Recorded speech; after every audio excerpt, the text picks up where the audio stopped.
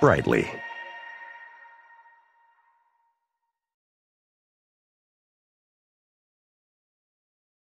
All right, excellent. Welcome, everybody. Thank you all for joining. And what I want to talk about today, we're going to spend 30 minutes on is how to automate the process of going green.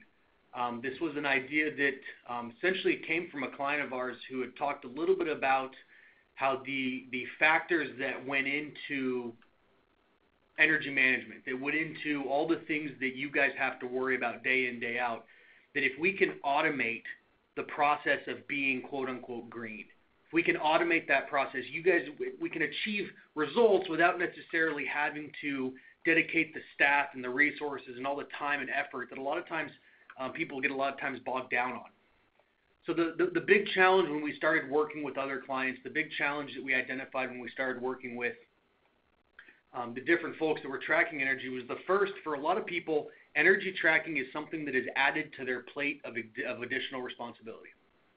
Right? Oftentimes it's a facility manager who is told by a superintendent or a city manager or a boss that they're going to be responsible for the energy management program. Or it's a council or a board stating down to somebody, hey, we need to reduce energy, we need you to take care of this. Very rarely do we have a situation where somebody has a dedicated energy manager, a dedicated energy staff. So that's the idea, is that you guys are already wearing multiple hats. How do we simplify this process? How do we make it easier for you with 25 other things that you're responsible for? How do we make the energy management side a little bit easier? Time and the money, right? For a lot of folks, this is an unachievable dream because they don't have the funding, they don't have the expertise, they don't have the manpower, they don't have the hours in a day to do this stuff. A great quote I heard from a client of ours said that energy conservation is the enemy of comfort. I thought that was interesting because in a lot of people's eyes, what energy conservation is raising set points, lowering set points, right? Making it less comfortable in my building so we can save a few dollars on our energy bill. That does not have to be the case. This does not have to be an expensive and time-consuming process. It also doesn't have to be a difficult process. One of the other major barriers that people have when it comes to tracking and doing actionable items with energy data is that it can seem really complicated. A lot of people that are responsible for this stuff don't necessarily know what the difference between a kilowatt and a kilowatt hour is, right? Aren't looking at CCF and looking at therms and all this stuff and all these different conversions and weather normalization. There's a lot of really technical science that we could put behind what we're doing and why we're doing it. But again, the point is to automate it. If we don't automate it, it's going to be complicated. It's going to be difficult. So that's the challenge that we were presented with. That's what we've seen time and time again. Solution is two-pronged. Pretty simple. It's automation. It's organization. If I can have one person, or I can have maybe even half a person, be somewhat responsible for the automation machine, make sure that the outputs are consistent, make sure the right people are involved, and make sure the data is simplified and organized. If information is simplified and organized, then that's going to make sure that when we communicate it and we convey that data, not only is it bought in, people will actually listen to what we're talking about, but we know what we're talking about. We actually have the data to present them. So that's the challenge. That's how we're going to solve it. So how do we go about actually solving it? This is a concept that we have talked about at Dude Solutions before. The idea here is this is a decision-making process. It's how we identify how we're going to solve problems and then how we address those problems. It's how we move from one phase to the next in our progression of being, whether it's facility operators or energy managers or utility operators. So the idea with the circle, we're going to get into detail on each one of these, but the assess phase, that's understanding your situation, knowing what your root causes are. The priority phase next to that, that's identifying where can we actually make a difference. What are the things that I can do now? What are the things I can wait on? And when we come down to the plan, that's where once we have our priorities, I'm going to adjust these lights, I'm going to do this action, where we can actually put a plan in place, time and money. Of course, what do we do after that plan? We go and actually do that project, right? That's the execute phase. We replace our lights. We do our education. We do our commissioning. The final step here is maintain, which means continuously looking at that data. Always tracking, always monitoring. And the reason it's a circle, Because what happens? As we monitor, as we track, new information becomes available. Our situation changes. So our assess phase becomes variable, becomes different. The idea that, again, that this is a cycle. It happens constantly. Typically in a yearly or semi-annually type of process where we're looking at information, we're creating some sort of plan or actionable item, we're doing that action, and then we're looking at the results of that action to determine its next step or its outcome. So, get a little granular. So how do we actually automate going green? How do we actually automate energy? The first step, obviously, assess, understanding your situation, identifying root causes. It's trends, it's history, it's consumption data. So with the assess, you simply have to have access to information. How do we get the right information into the right people's hands when they need it? That is done by simple email, right? Getting emails of information to the right people on an automated process. The whole point there is that we don't want people sitting in front of a computer crunching numbers, spending hours and hours to identify what the problem is. I want you to pull open your web page and have a list right in front of you of all your issues. If we can automate the way that you look at data, it makes the assess phase painless and quick. Because we're not trying to identify, okay, here's 400 paper bills, here's a big spreadsheet of all my historical data, time to get to work. Instead, what's happening is you're walking in directly into the data, the history. So on the left, this is looking at monthly usage and monthly demand of energy, electricity specifically in this example, over the past, I think this is the past 18 months. We're looking at this year and last year. I'm already noticing some problems with this year, that red line. It is significantly higher demand at the same time last year. Everything was trending fairly well except for this. Why? What is happening at this location? So this is the automation of the assess phase. I don't require somebody to sit down and try to crunch this. It's being done for me. I can immediately look at it and move on to my next phase, which is priority. Graph on the right is looking at much more granular. It's looking at interval data. So in this case, instead of looking at how much we were looking at each month, this is now looking at 15-minute interval over the last day. And I can also see, again, compared to the previous day. So it looks like my current day's consumption is significantly less than yesterday. Maybe this is an unoccupied schedule if I'm an education institution. Maybe there was some sort of event or project that finished that has given us a little bit more efficiency, whether that was a control sequencing, a lighting upgrade, right? Maybe we changed the use of this building or this location. Maybe it used to be offices and now it's storage. Whatever it is, the idea with assessing is simply saying, this is where I'm at right now. This is my current situation. This is the root cause. Don't spend all your time and energy finding the root cause. Spend your time and energy investigating it. So from here, from assess, of course, we move to prioritize. Prioritize. Now we know where our problems are. We know these 3 buildings, these 5 utilities, these 4 meters, right? We know where the issues are. What's the biggest bang for my buck? Right? I got X dollars. I got $100. I got $1,000. I got $100,000. What is it? What can we actually get done and have an impact on? Right? I put pie in the sky up there on the verbiage because I think a lot of times when it comes to energy, people think that this stuff is, you know, wind turbines and a solar farm. It's not what I'm talking about. I'm talking about identifying that a local fire station has an increase in energy, and we go over there and look, and we realize that they've got an old refrigerator that doesn't have a door seal on it. Things just leaking air all day long. Right? It's about identifying and putting occupancy switches in bathrooms or warehouses because people never turn the lights off when they leave, parks, buildings. So what can we actually solve versus what is just kind of this fancy energy stuff? How do we actually make an energy impact? The pain has to be worth it, right? It's easiest to go through the low-hanging fruit. Get the stuff that's simple.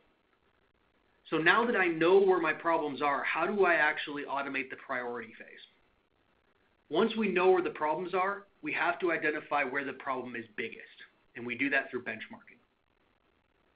You do that by saying, these are the issues in one building, how does it compare to another? To give you an example of that, I'll pull up an image here. The idea with this is to identify what building is performing best, what building is performing worse, based on a standard set of details. In this example, it is total usage per square foot. So I've got a ranking of how much my buildings are using on a per square foot basis. Now what's important about this is it takes out the size of the building. It doesn't matter how big the building is. When we look at this, the first one that's up here is the Public Safety Training Center. Makes sense that that one would have a high cost per square foot. That's our highest traffic building. We've got the most employees in there. We've got the doors opening and closing because public is coming in. It's a training center, so there's constantly groups moving through. But does it make sense that it's that much significantly higher than everybody else? Probably not. It's probably something to look into. So another way that we can automate prioritization instead of benchmarking is by identifying and prioritizing based on billing data. So what I mean by that is when billing data comes in every month, we can automate the process of finding problems. So what happens is when my bill comes in, take this bill at the very top, station number 6, I can see right here that my average usage has a variance of 23%, 26%. It's a pretty big variance, right? There's something going on that's causing that. The idea here is that you are identifying and automatically flagging any major variances. So again, you're not spending the time trying to find the problem. It's already prioritized. It's already identified it. We can now go through this list and identify where these issues are. So at this point, just kind of to recap here, from an assess standpoint, we are identifying what our current situation is. We're identifying where our peaks and valleys are. We're identifying what potentially might have an issue or a problem. Once we've identified where those items are, we have to look at the scale of that. So we know where the problem is, how big of a problem is it, what is the biggest problem that we have, what can we get done the quickest. So we've assessed our situation, we've set our initial priorities, so now we build our initial plan. Now the plan is an interesting part of this process because the plan is almost one of the most simple parts. It's time and money. It's the most simple part, but it's also one of the hardest to perfect. Because based on all the situation that I'm in, how much time and money do I need to get this stuff done? How much time and money do I need to actually implement the projects and reach the goals we've set? So our assess phase showed us where we are now, gave us our snapshot. Our prioritize phase got us our goals, helped us figure out where we're going. Now it's on you. It's on the person that has to wear that energy hat to clearly show your information. It is on you to go in there and show the history, show the documentation, and get that funding. The difference here is when you've automated the first 2 steps, when you've automated the assessment, you've automated the priorities, you have graphs, charts, you have actual, tangible, physical data that you can use to make your argument. You oftentimes only get one shot. Right, I have a lot of folks that I've worked with when I talk about these energy programs and concepts. They say, yeah, well, we tried that a few years ago. It didn't work, so now my board or my council isn't really very receptive to hearing about it.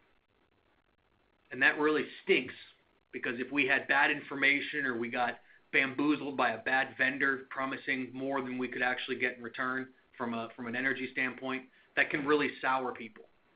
So if we go in with the data and the history and the context and make sure that we aren't, going down an unknown path, that's the best way to get this plan kind of live in action. A lot of times when we have a plan, oftentimes it gets lost, right? We don't know what ends up happening to it. So one of the things that we can help automate with the plan side, obviously we can't automate them giving you money. Nobody can automate that, but we can automate what money they've given you, where it's gone, and what it's done. So when they do actually give you that $18,000 for the LEDs over at City Hall, or they do give you some work or some money to do weatherization or a chiller recovery program, right? How much did it cost? What kind of energies are we saving? What kind of rewards or rebates did we get to kind of do that work? We can't automate the plan, but we can automate the communication of the results. And that's the whole idea, is if we can communicate that part of it, the idea is that with the priorities and the assessment done, we know where we are, we know where we stand and where we're going, what our challenges are. If we can show success in the past, we are much more likely to have success there in the future from a funding perspective. So, what does that bring us to? Is the execute phase. This is pretty simple. Go do it. Do that retrofit. Implement that program. Execute your plan. All right, again, not something you can automate because you don't want to automate this. You put your best foot forward. They funded your program. Let everybody know about it. Share it to the world. Right? Make it very clear. Make it very apparent the energy savings and what you're getting from those dollars. So again, going back to that same automation side, once we actually execute that plan, have a way to convey it, have a way to show it back.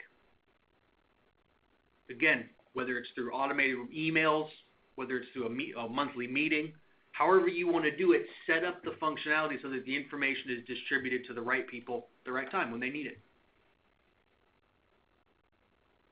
So when we go to execute our projects, right? We actually put in our lamps. We do our projects. Clean energy program up in New Jersey is a great example. Originally, if I remember correctly, I believe it originally started off as a residential. I've worked with a number of municipalities, local governments up there that have, I don't want to say embraced it as an internal group, but they have identified that energy is something that's important to them as a municipality, not just for the residents. Right? There are a lot of state programs out there where the state or the local electric vendor is encouraging citizens to reduce or conserve energy. Right? So when we're in our execute phase, this is where you guys get to jump on that bandwagon. Right? Put your logo out there. Get your program out there. Communicate what you're doing and why you're doing it. So at this point, guys, we've identified where we are. We've set our priorities. We did a good presentation and we got our money, and we've actually gone and we've done our project. We're done, right? We don't have to worry about energy anymore. Unfortunately, that's wrong. Energy is ongoing. It's constant. So the final step in this process is maintain. You've got to keep going. Once we've done that energy project, we keep tracking. Once we've done lighting retrofits in every single building, we start moving to the next best energy efficiency, whether that's low flow fixtures, whether that's window retrofits, who knows what it is for your community. But we keep on tracking. We keep logging every bill, every month. How do you automate this? You automate data entry. You set up an automated interface so that every time your energy bill, water, electric, gas, fuel oil, whatever, every time that bill comes out, that data is input directly into that system. There is not a single person sitting in an office reading a paper bill and typing it up. It doesn't exist anymore. It has to go directly and it has to automate right into the process. We're also automating the communication of that. So every single quarter, every single month, we're emailing reports to the stakeholders that need them. Whether it's building occupants, whether it's department heads, whether it's specific groups of people. The idea is to communicate what we're doing and why we're doing it. Right? Convey your results, but keep going. You have to keep tracking. And the point is that as we keep tracking this stuff, once we automate this, the information conveyance becomes automated. With our data coming in each and every month, you can now lean on software to say, how much money did we save in the building number 2 last year? Right? How much energy have we reduced across this particular campus over the past 3 years? What you're looking at now on the page, this is an analysis of looking directly at a single location and how much money we have saved since we've done these projects. So very easy way, we've got our bills coming in, we know the projects we've done. The red bar represents the calculated cost of how much money you would have spent if you hadn't have fixed that building up, if you hadn't have done any projects. Blue bar represents what you actually paid that month. So here in September of this year, my baseline was a little over $1 million. My current calculated was $939. I'm $108,000 away from what I should have been paying. That's $100,000 that I would have written as a check to my utility company that instead are still sitting in my bank account. So to bring this back full circle here, this model breaks into two specific areas. On the top, that is your automation. That is what you guys automate. It is completely off your kind of plate at that point because it is what is capturing and presenting you the data. Right? Maintain, that's our monthly data coming in. Assess, that's understanding where our current situation is. Priorities, where do we do our work? Once that is done, you guys are doing the plan and the execute. That's where you use your data to actually create an action plan and actually do it. And again, of course, we move back to the automation. So when it's all said and done, 5 things that you guys need to know in from an automation standpoint to go automated. First, you got to have that monthly data be automated. You cannot have a bottleneck there. Data must be looked at every month. Doesn't matter if the system's running in the background, somebody has to open it up and look at it. You have to show the results of your work. You have to show your products. The reports that you're providing, they must go to the people that care about them. There's no point in sending data to somebody that doesn't care or want it, right? And that's what leads to number 5 is there has to be a top-down buy-in. If this is something we're going to do, if we're going to automate this process, people actually have to have a little bit of skin in the game. They have to care at least enough to sit down and listen to you when you're bringing them the results or the analytics of what you guys are essentially having to do, being energy managers along with facility directors and superintendents and all the other hats you have to wear. So guys, I did have a poll here. We do have a couple questions that came in, so we'll give a couple of seconds on the poll and then we'll get to those questions.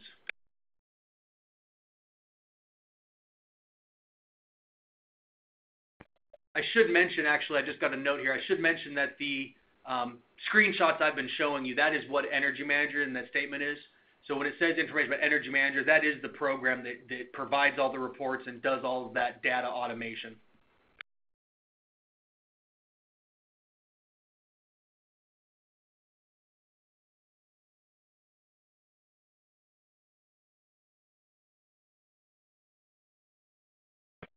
All right, I'll just leave that up while I read the first question. So first question coming in, what do you do when upper, okay, I guess they meant to say upper management. What do you do when upper management doesn't seem to really care about energy? And that's unfortunately common, but unfortunate but common. In the short run, you have to kind of make them care. You have to show them. The one thing I would like to say is energy is the only controllable expense you guys have outside of your labor. It's the biggest one, right? I can physically turn a light bulb on and off each day. It's a lot harder to control any other variable expense than that. Typically, energy is one of the top 3 line items. So it's one of the top 3 operational, not capital budgets, but operational budget line items. Also, I would say that the standard reduction, just by doing some tracking and some automation, is about 3 to 5%. So just by tracking, just by automating what you're doing, you can expect to see about a 3 to 5% reduction in your energy bills. And actually, looking at that question there, I think that answers the second question, which is what kind of results are you seeing from energy tracking projects? So about 3 to 5%. So typically about 3 to 5% of the total funds used, or total funds in the energy bucket, are reduced through these types of tracking programs. All right, I don't see any other questions coming in. So again, this will be emailed out, the recording to everybody, and hope you all had a great day, a great time, and we'll talk to you later. Thanks. Thanks, Luke. Bye, everyone.